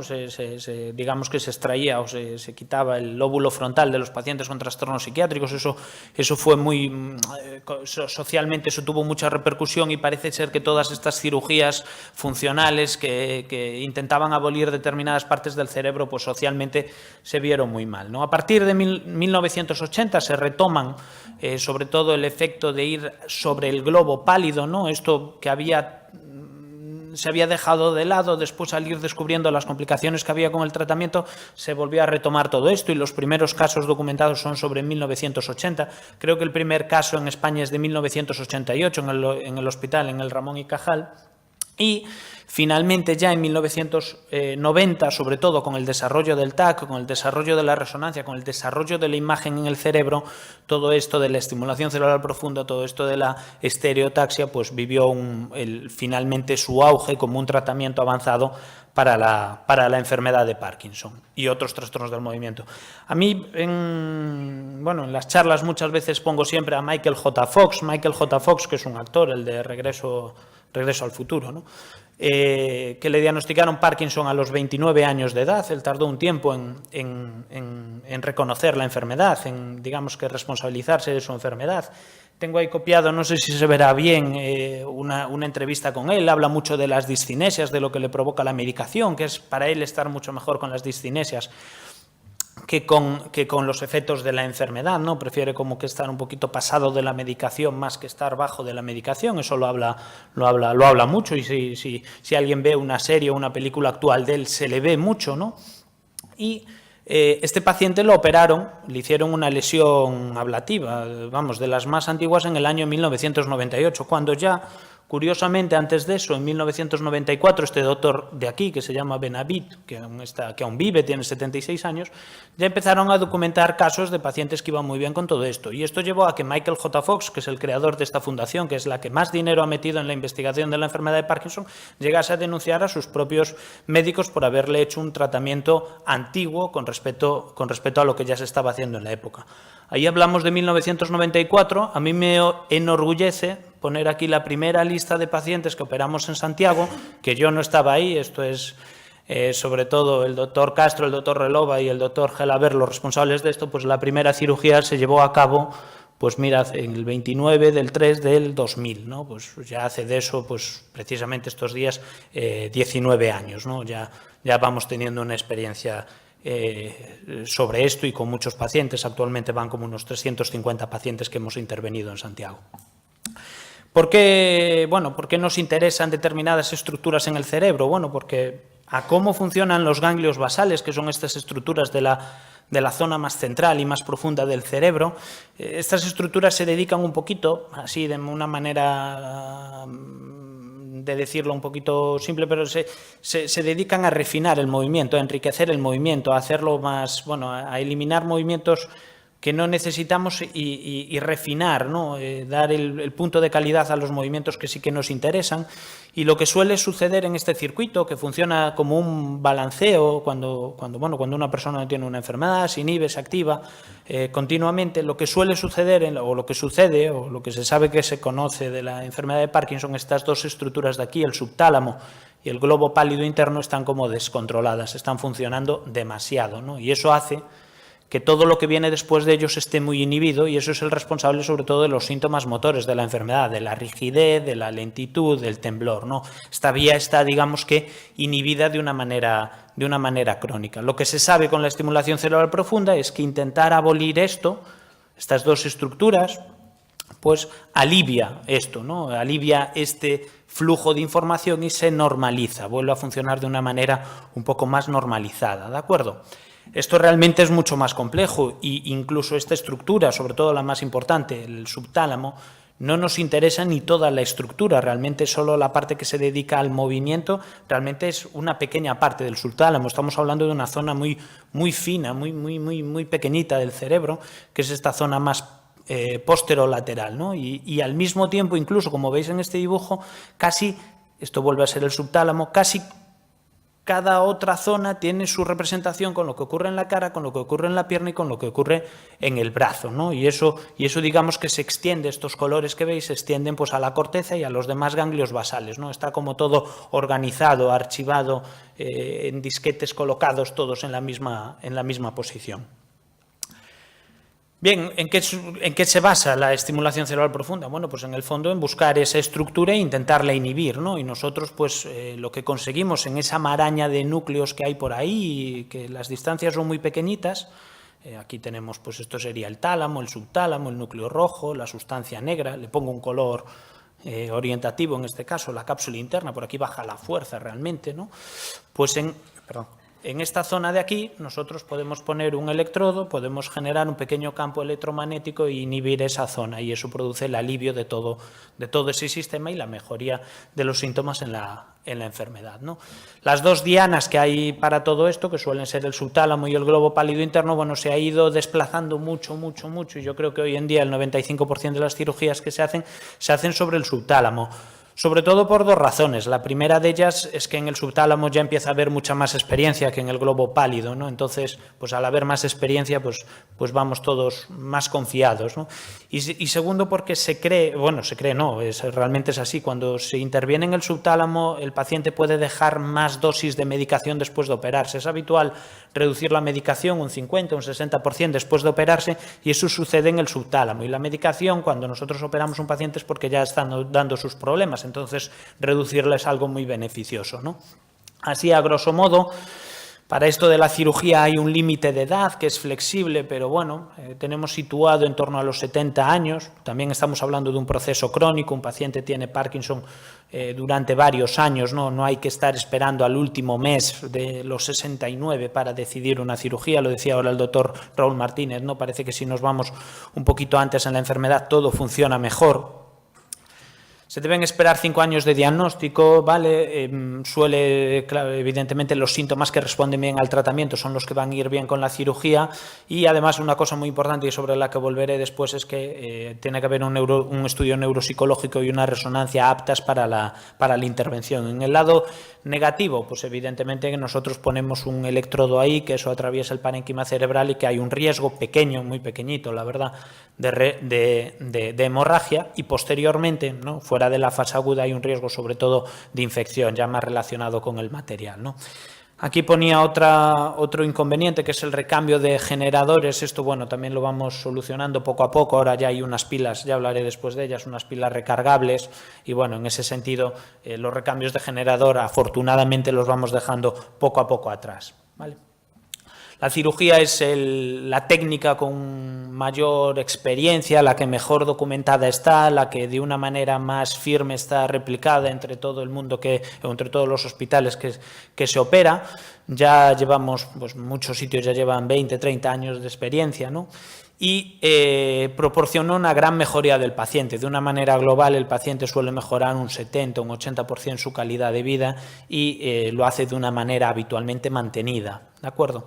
Lo que os decía antes, se reduce el tratamiento, y esto es importante para evitar las complicaciones de la enfermedad, y existe una escasa tasa de complicaciones en la fase aguda del 2%, cualquier complicación, las graves mucho menos, y en una fase crónica, como decía, más relacionados con el material. Esto es como hacemos las cosas allí en Santiago. Primero hay una evaluación quirúrgica del paciente, en el cual, bueno, pues miramos que un paciente sea apto para intervenirse. No todos los pacientes, desgraciadamente, son candidatos a intervenirse, ¿no? Y después hay una lista de espera y se produce un ingreso hospitalario. El paciente ingresa habitualmente un lunes y posteriormente ya el martes se hace la colocación de los electrodos más el generador, todo en el mismo procedimiento. El día 2, esa noche, duerme en la REA, se hace un TAC de control para ver que no haya así ninguna complicación importante, y posteriormente ya desde el día 3, que viene siendo desde el miércoles a la mañana hasta prácticamente pues el martes, miércoles de la semana siguiente, ese paciente está en la planta y nosotros estamos empezando a hacer los primeros ajustes en la estimulación y también reduciendo un poquito la medicación y viendo ahí cómo se desarrolla. Es muy importante, y esto es algo que le recalco mucho a los pacientes, es que esto de operarse es una carrera de fondo, esto no acaba aquí. Hay muchos pacientes que llegan con tantas expectativas que parece que se operan y ya se olvidan de la enfermedad. No, realmente esto es una carrera de fondo, hay que llevarlo durante mucho tiempo, realmente el ajuste viene después en la consulta, y muchas veces también el ingreso únicamente lo hacemos para tener el paciente controlado, ver que todo va bien, que las curas van bien y empezar a hacer los primeros ajustes. Pero realmente lo importante viene después, ya cuando empezamos las revisiones. Aquí os pongo, yo veo un poquito mal, bueno, esto es el paciente bajando al TAC, para que se hace un TAC justo antes de la cirugía, para compaginarlo en imágenes. Este es el marco para las medidas. Se compagina en las imágenes con la resonancia que tenemos hecha de antes de ingresar el paciente, y eso nos permite establecer unas coordenadas para nosotros colocar ese electrodo, ¿no? Esto se lleva a unos programas que existen con una serie de criterios anatómicos para localizar bien las estructuras y ya tener una proximidad muy real de dónde están las zonas que nos interesan, ¿no?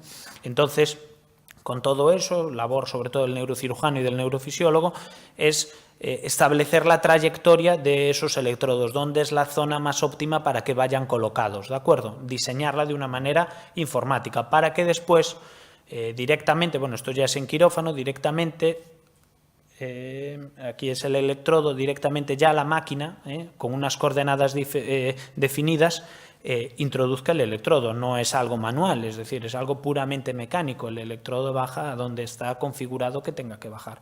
Posteriormente, ya en la colocación final se hace realmente con el trabajo del neurofisiólogo. Esto está cambiando en algunos centros. En nuestro hospital aún seguimos trabajando con el neurofisiólogo, el cual es el que registra la actividad neuronal en cada momento, en cada punto, para lograr el punto óptimo de las neuronas que nos interesan. De hecho, realmente no se coloca solo un electrodo, se colocan 3 y se deja colocado el que mejor registro tiene. De los 3, habitualmente siempre es el del medio, eso quiere decir que ponemos uno un poquito por un lado y otro un poquito por el otro lado, y normalmente el bueno es el del medio, porque ya era de donde nosotros partíamos, de una base teórica de donde debería estar bien, pero sobre todo el punto final lo da este último registro electrofisiológico, ¿no?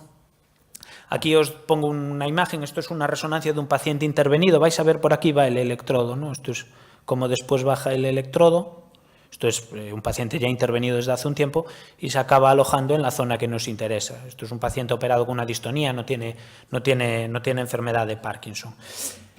Y aquí, bueno, pues un pequeño paciente, de la consulta que lleva 3 años intervenido. Esta es la situación del paciente antes de intervenirse en off de medicación, ¿no? Sin medicación. Ahí vemos, vamos a ver ahora esos movimientos. Bueno, hay una pérdida clara de movilidad. Es un señor joven, tiene 50, 51 años. Sobre todo el lado derecho parece que la mano responde peor, tiene muy poquita amplitud de movimiento. Eso es sobre todo lo que define la bradicinesia, ¿no? La cinesia es la amplitud del movimiento, se pierde esa finura del movimiento. Lo vamos a ver ahora, las piernas.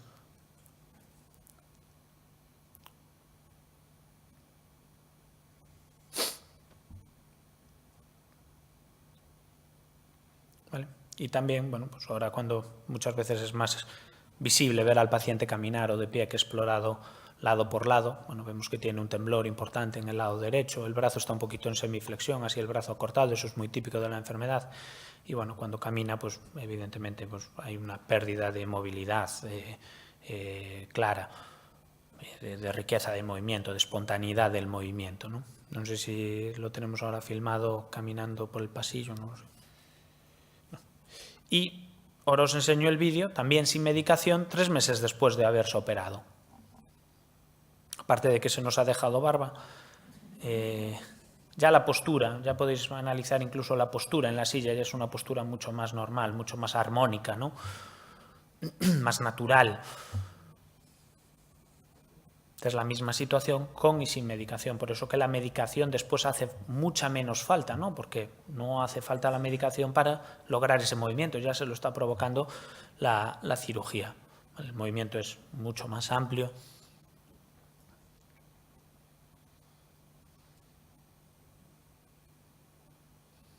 Que los síntomas eran más prevalentes en el lado derecho, evidentemente tenía síntomas en los dos lados. La enfermedad de Parkinson siempre un lado va un poquito por delante del otro, pacientes es más asimétrico que en otros, pero siempre suele haber un lado peor. Manera de levantarse, la postura, bueno, ahora lo vais a ver caminar. No hay temblor.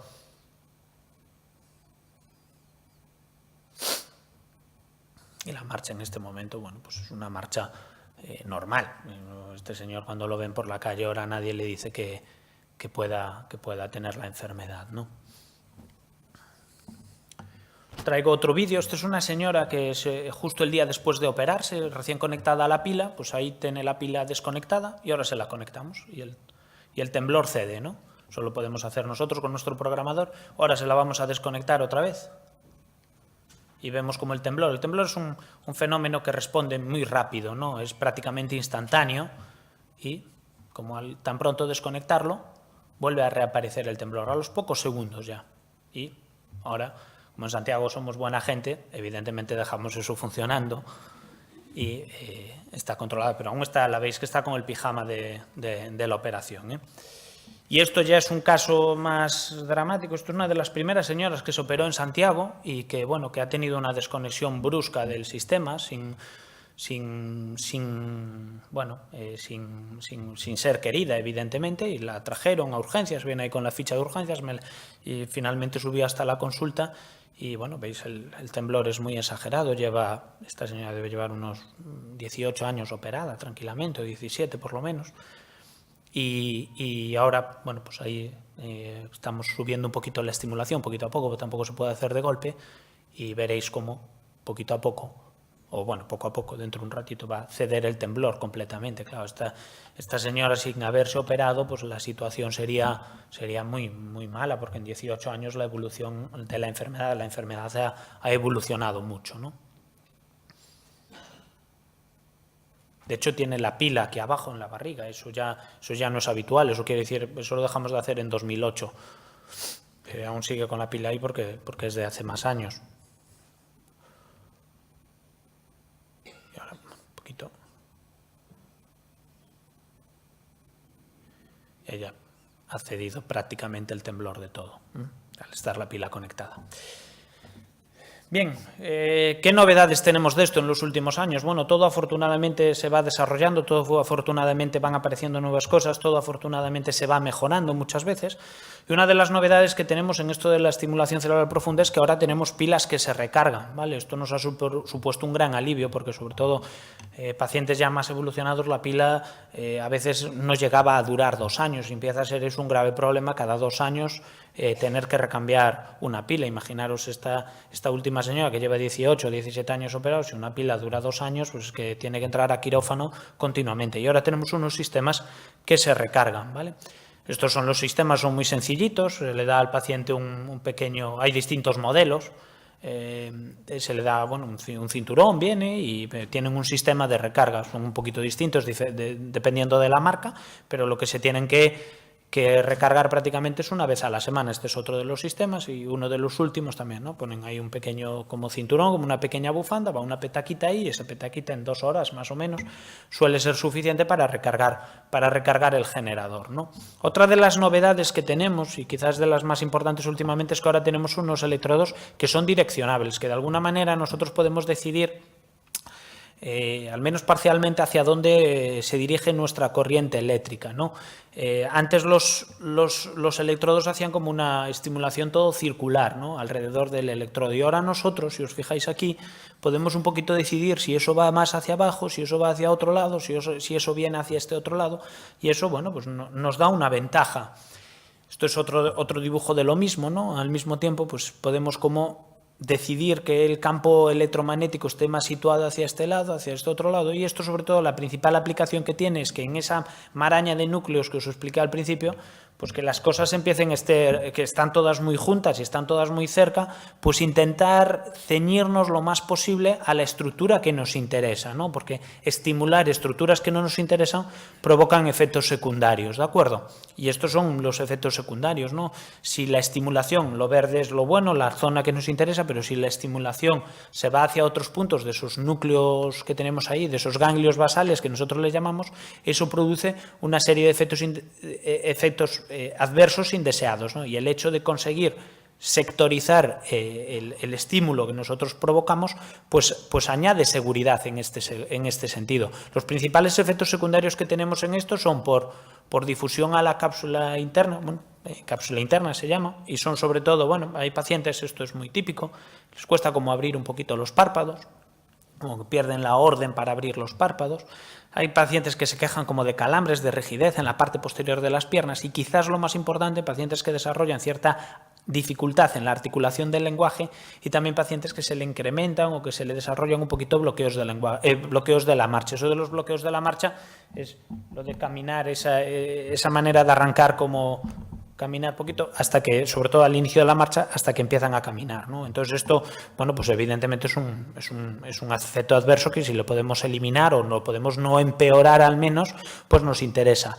Y hay otra serie de efectos adversos también relacionados con estimular zonas del subtálamo que no nos interesan, como puedan ser tareas frontales, esto tiene que ver con la cognición o incluso con estados emocionales, ¿no? Pues todo esto, con los electrodos ahora direccionables, lo que se ha visto es que sobre todo nuestro margen terapéutico, es decir, la gama de oportunidades de tipos de estimulación que le podemos dar a los pacientes es mucho más amplia. Entonces nuestro campo de acción pues ha aumentado y sobre todo pues porque la zona donde ellos pueden tener un beneficio y no aparecen efectos adversos es mucho más grande. Entonces tenemos como más espacio, ¿no?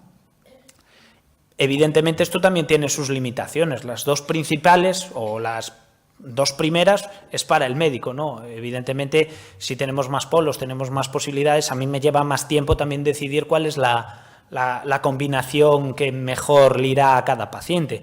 Evidentemente es una cosa nueva y como todo se tiene que aprender y tenemos que ir nosotros, el aparato aprendiendo de nosotros y nosotros del aparato también, ¿no? Y en lo último, bueno, es una pequeña y que a veces las cosas teóricamente parecen muy sencillas y a veces en la realidad no son tan sencillas. Y nosotros allí en Santiago, que llevamos casi 20 años operando, todos los días casi prácticamente vemos cosas que nos cuesta explicar. Y una de las cosas que cuesta explicar es que aunque nosotros cambiemos hacia dónde se dirige ese estímulo, el efecto secundario, que es limitante, sigue siendo el mismo, ¿no? Entonces, bueno, eso no se entiende muy bien, ¿no? Si aparece un efecto secundario de una manera y nosotros nos intentamos escapar de ese, sí. Es cierto que aparece más tarde, aparece con un voltaje mayor, pero el efecto secundario sigue siendo el mismo, ¿no? Esto, la explicación que se suele dar es que la corriente no se comporta de una manera tan lineal, tan circular, tan homogénea en el cerebro, sino de una manera quizás un poquito más errática de lo que pensamos. Bueno, la última de las novedades que tenemos, esto aún no lo tenemos, supongo que no tardaremos mucho en tener, es una cosa que le llaman Brain Lab. Y esto lo que nos va a permitir es de una manera visual ver con mejor definición dónde está el electrodo. ¿De acuerdo? Esto nos permitirá con la resonancia del paciente y con una imagen que hagamos después de que esté operado, saber bien dónde está el electrodo y dónde esa estimulación está tocando o si está tocando algún sitio que no nos interesa, ¿no? Entonces eso lo podremos ver incluso con la imagen y eso también nos puede añadir muchas ventajas. Esto es más lo mismo, claro, para esto hacen falta cada vez tener mejores imágenes, ¿no? La resonancia de 1,5 teslas o de 3 teslas, bueno, la de 3 teslas, la de 1,5 la hay en todos los hospitales, la de 3 teslas la hay en varios hospitales, claro, pero la definición que hay con la de 7 teslas, que yo creo que, bueno, yo no conozco de sitio que lo tenga, al menos público, no, bueno, es mucho mejor, ¿no? Según afinamos la imagen, esto también irá mejor. Pero bueno, son más herramientas que nos dan para ir conociendo más cosas y dar más soluciones también, ¿no? Y bueno, y ahora viene un poco la cara B de todo esto, ¿no? Que toda terapia o toda buena terapia tiene también sus complicaciones. En medicina todo lo que funciona también tiene su parte de efectos adversos, ¿no? Uno de ellos, el principal o el que me gustaría poner a mí de principal es, doctor, ¿y a mí por qué no me operan? Nosotros en Santiago, bueno, pues a veces algún paciente viene como depositando muchas confianzas en estoy muy mal y bueno, pues ahora me van a operar y me voy a poner bien. Y desgraciadamente a veces no todos los pacientes se pueden operar, lo dijo antes el doctor Raúl Martínez, ¿no? No hay muchos condicionantes, o hay una serie de condicionantes que nos impiden intervenir a un paciente y sobre todo a veces casi lo más dramático de explicar es que a veces existe un síntoma que es el más limitante, que es el peor, es el que más dependencia le provoca al paciente y nosotros sabemos que ese síntoma no va a mejorar una vez operado, ¿no? Y nosotros tenemos que ser conscientes con eso, tenemos que ser realistas, ¿no? Bueno, lo primero, pues la edad, antes ya dije que bueno, había ahí una edad un poquito barrera, el estudio neuropsicológico, eso es importante, sobre todo porque después de la cirugía puede haber cierto empeoramiento en algunas tareas mentales, como pueda ser la fluencia verbal, sobre todo, y eso, bueno, pues evidentemente tenemos que partir de una base, de una base de comodidad, ¿no? Que el paciente tenga un poquito de colchón para si pierde algo que eso clínicamente no suponga un problema. Tiene que haber una resonancia cerebral apropiada, ¿no? Vamos a pasar un electrodo, unos electrodos a través del parénquima y no puede haber distorsiones por el camino porque entonces los riesgos se incrementan, ¿no? Tiene que haber una fase adecuada de la enfermedad y una buena respuesta al tratamiento. Y lo que os comentaba antes, ¿no? Pues síntomas de la enfermedad que no mejoran, ¿no? Sobre todo los bloqueos, la inestabilidad postural, las caídas, la demencia, antes había dicho, bueno, pues estos son síntomas que no van a mejorar, ¿no? Esto, bueno, pues es una imagen de un estudio neuropsicológico, este es de los últimos hechos, bueno, esto se debe adecuar, no todos los pacientes son iguales, por ejemplo, ahí le veis que es una profesora de secundaria, tiene un nivel basal más alto, eso lo tenemos que adecuar a cada paciente, ¿no? Este paciente tiene un test apropiado y cumple criterios para poderse intervenir, y esto es una señora al revés, ¿no? Que venía con idea de poder ser intervenida y al hacer la resonancia ya es diabética y bueno, pues tiene un problemita de riego cerebral, ¿no? Estas plaquitas blancas lo que significan es que hay mal riego, eso si un electrodo va por ahí hay posibilidades de que se produzca una complicación. Por eso también es muy importante en la enfermedad tener bien a raya la diabetes, la hipertensión, el tema del tabaco, ¿no? Porque todo eso favorece esto. Bien, en el momento de la cirugía hay un pequeño riesgo que es de sangrado. Eso está más o menos nosotros en Santiago sobre el 2%, ¿de acuerdo? Pero es un 2% que incluso no es real, ¿vale? Porque la mayoría de los sangrados que tenemos, la inmensa mayoría de ellos son cosas muy pequeñitas que vemos porque hacemos un TAC al día siguiente y los vemos, pero el paciente son inadvertidos para la amplia mayoría de ellos. De 350 pacientes que tenemos en Santiago, solo uno ha tenido secuelas por un problema de sangrado después de la cirugía, ¿no?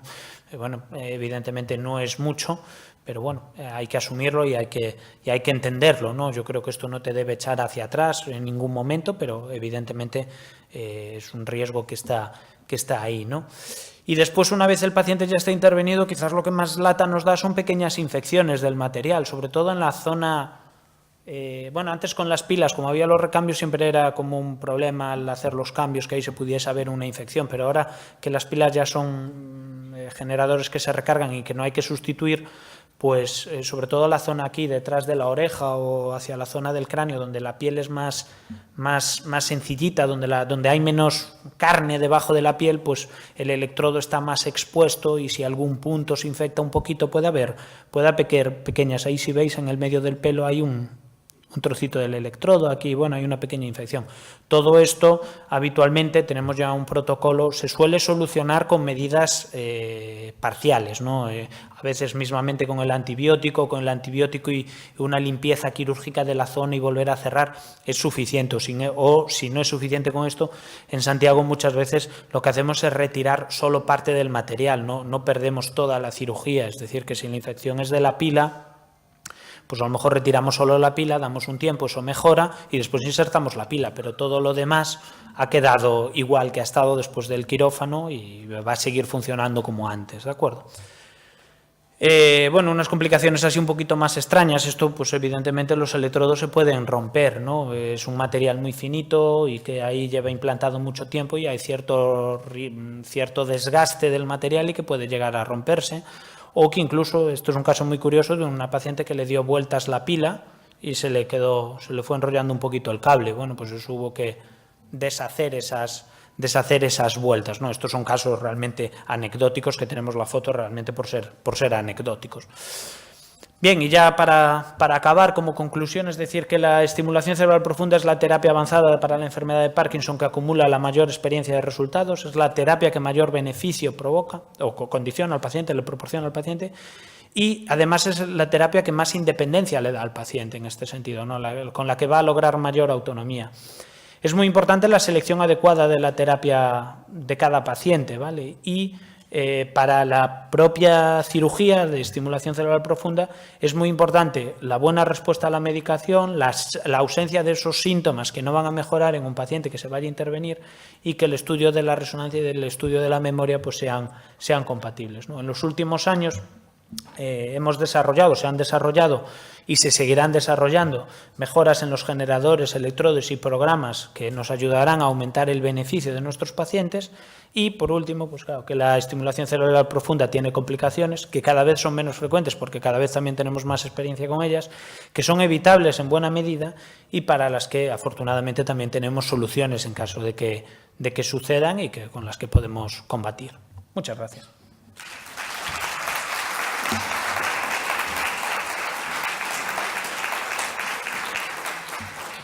Bueno, pues muchísimas gracias al doctor Gustavo Fernández Pajarín, que también nos ha explicado esta parte de la cirugía, de los avances, de los tratamientos, de los pacientes que se lo pueden hacer o los que no.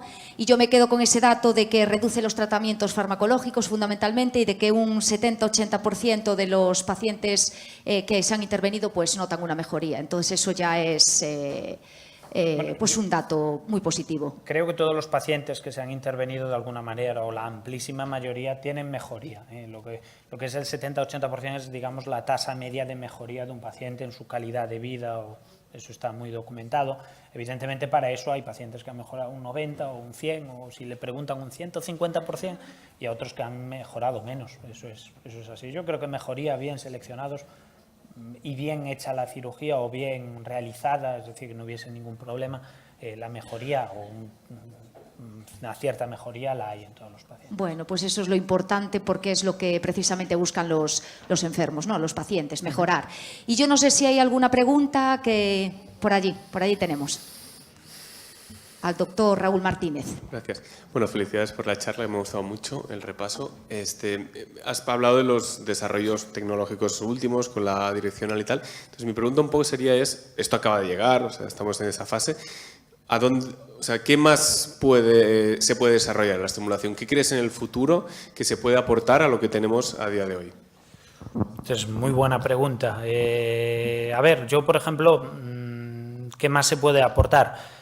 Eso que nos han vendido de que podamos tener por imagen donde está bien colocado el electrodo, donde está estimulando, puede ser que nos dé ventajas, pero al mismo tiempo también lo podemos estar viendo clínicamente. Yo creo que todo es contextualizable.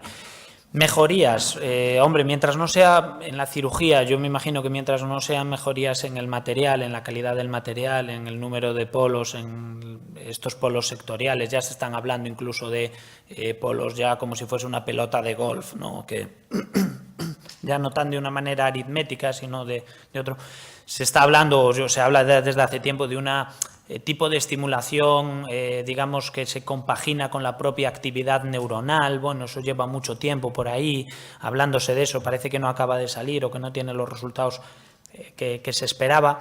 Hombre, todo en los electrodos, supongo que la ciencia irá trayendo mejorías. Evidentemente, el gran salto de calidad para la cirugía, o bueno, uno de los grandes saltos que podría haber para la cirugía es precisamente evitar la cirugía, ¿no? También. Entonces, ahí en eso me lleva a tu charla, ¿no? Eso sigue siendo un limitante de estas cosas, ¿no? El hecho de poner electrodo. Tiene sus ventajas también, y es que la estimulación no es algo rígido, no es algo fijo, ¿no? Es algo con lo que nosotros vamos jugando y que si analizamos los años que lleva de evolución un paciente, vamos cambiando mucho la manera y tenemos mucha manera de programarlo, ¿no? Entonces, digamos que nos podemos ir adaptando al paciente y, bueno, tiene sus ventajas, pero la principal limitación, que sigue siendo el aparataje de la cirugía, pues eso, de alguna u otra manera, mejor o peor, pues ahí va a seguir existiendo, claro. Bueno, pues yo no sé si hay alguna otra preguntiña. Sí, tenemos por allí al doctor Diego Santos. Muchas gracias por la charla excepcional y gracias por todo lo que hemos aprendido. Un comentario que aparte de la estimulación cerebral profunda se pueden estimular más cosas, ¿no? Entonces también hay otro tipo de terapia que yo creo que conoce muy poquita gente porque es muy experimental, pero es la estimulación vestibular calórica, que consiste en estimular los núcleos vestibulares en la zona del oído con calor. Entonces, hay datos de un ensayo clínico fase 2 y se va a desarrollar un estudio fase 3 que consiste en, con unos auriculares un par de veces aplicados al día durante unas semanas, con estimulación calórica o con calor en la zona del oído, pues de alguna manera parece que se estimulan áreas que modulan el funcionamiento de los ganglios de la base y que producen beneficios tanto a nivel motor, síntomas no motores, en la autonomía y en la calidad de vida de los pacientes. Y bueno, lo que quiero decir es que simplemente es muy interesante y que se puede investigar y que hay más zonas que se puedan estimular también. Y más enfermedades que se pueden... Esto se está haciendo en muchos campos, en otros campos de la neurología y en otros campos de la psiquiatría también. Y la psiquiatría con bastante beneficio. Lo que pasa es que quizás en la psiquiatría es más difícil romper un poquito las barreras, pero también la psiquiatría, la depresión, el trastorno obsesivo compulsivo tiene buenos resultados en este tipo de terapias. No sé si hay alguna preguntilla más. Bueno, yo mientras lo único que voy a destacar es que muchísimas gracias a los doctores que han intervenido durante la mañana y a las doctoras, por supuesto, porque han hecho un esfuerzo, creo, que muy bueno y muy positivo de cara a que se les entienda, que no utilicéis solamente lenguaje técnico y así palabras muy raras para toda la gente que nos está escuchando y que nos acerquéis la enfermedad de una manera, bueno, pues como estaríamos en casa, ¿no? En petit comité, para que todos lo entendamos. Entonces, muchísimas gracias por eso, por ese esfuerzo, a todos los que habéis participado. Y nada, solo recordar a la gente que nos está viendo desde casa, que estáis allí en aquella cámara y en aquella otra de allá, que por favor que nos hagáis preguntas, porque seguimos esperando las preguntas en streaming, que estamos aquí retransmitiendo, de la gente que estáis viéndonos en vuestros domicilios. Y nada, que queremos que participéis, ¿vale? O que nos hagáis cualquier tipo de comentario. Pregunto una vez más si hay alguna preguntiña, ¿así? ¿No? Bueno, pues creo que es la hora de parar para comer, ¿no? Tenemos de 2 a 4, cada uno puede ir a donde quiera, esta vez también igual que en el desayuno, ¿vale? A diferencia del año pasado. Y nada, que volvemos aquí con energía y con mucha fuerza a partir de las 4, sabiendo muchas más cosas del Parkinson, hombre.